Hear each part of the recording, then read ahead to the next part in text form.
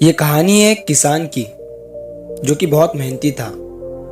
वो बड़ी मेहनत से खेतों में अनाज उगाता था और उसकी देखभाल करता था, पर अक्सर उसकी फसल खराब हो जाती थी।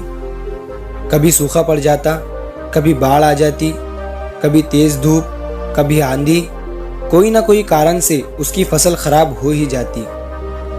एक दिन वो किसान पेड़ के नीचे बैठकर अपनी बर्बाद हुई फसल को देख रहा था और तभी वो गुस्से में आसमान की तरफ देखकर ईश्वर से कहता है कि मालिक, लोग तुझे महान मानते हैं, सर्वज्ञानी मानते हैं, सबसे बड़ा मानते हैं, कहते हैं कि आप सब जानते हैं, लेकिन मुझे ऐसा लगता है कि आपको कुछ भी नहीं पता है। मुझे ये लगता है कि आपको तो ये भी नहीं पता है कि फसल कैसे उगती है।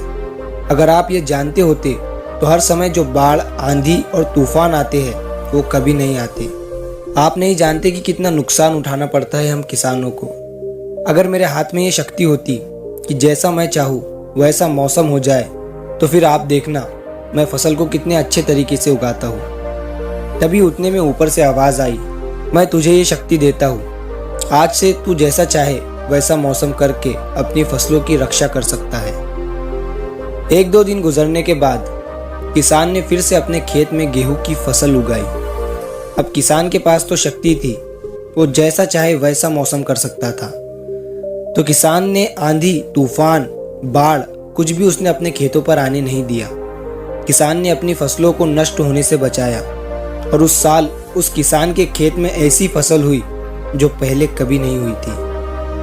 मन ही मन वो किसान बहुत खुश हो रहा था और साथ ही साथ ये सोच रहा था कि ईश्वर को बताऊंगा कि इसे कहते हैं शक्ति का सही इस्तेमाल।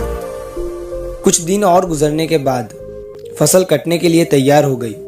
किसान बड़े उत्सुकता के साथ फसल को काटने लगा, पर जैसे ही उसकी नज़र गेहूं की बालियों पर पड़ी तो वो हैरान हो गया, क्योंकि उन बालियों में गेहूं के दाने ही नहीं थे। गेहूं के एक भी बाली के अंदर गेहूं का दाना नहीं था। सारी बालियां अंदर से खाली थी। अब वो किसान बड़ा परेशान हो गया और फिर से ईश्वर को पुकारने लगा। वो जोर जोर से चिल्लाते हुए ये कह रहा था कि शायद तूने मुझे कोई सजा दी है। तभी ऊपर से आवाज आई कि मैंने तुम्हें कोई सजा नहीं दी है, बल्कि इसके जिम्मेदार तो तुम खुद हो। तुमने अपने पौधों को संघर्ष करने का मौका ही नहीं दिया। ना तो तुमने उन्हें आंधियों से जूझने दिया और ना ही तेज बारिश से सहने दिया और ना ही धूप में तपने दिया। एक भी चुनौती का सामना तुमने उन्हें नहीं करने दिया।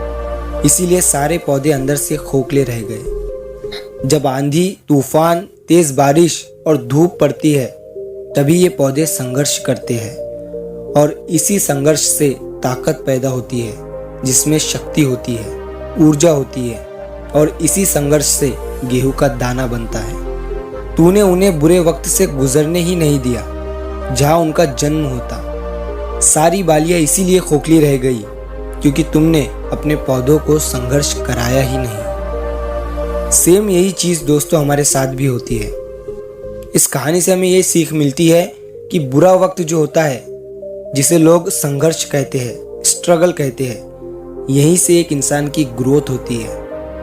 आपको पता होगा कि जब एक डायरेक्टर कोई मूवी बनाता है तब वो डायरेक्टर सबसे डिफिकल्ट रोल अपने बेस्ट एक्टर को देता है। तो जब भी आपको ऐसा लगे कि आपकी ज़िंदगी में तकलीफ़ें हैं, बहुत ज़्यादा प्रॉब्लम्स है और आपकी किस्मत ख़राब है, तब खुश हो जाइए, क्योंकि उस ईश्वर ने ये सारी प्रॉब्लम्स आपकी ही लाइफ में क्यों दिया है।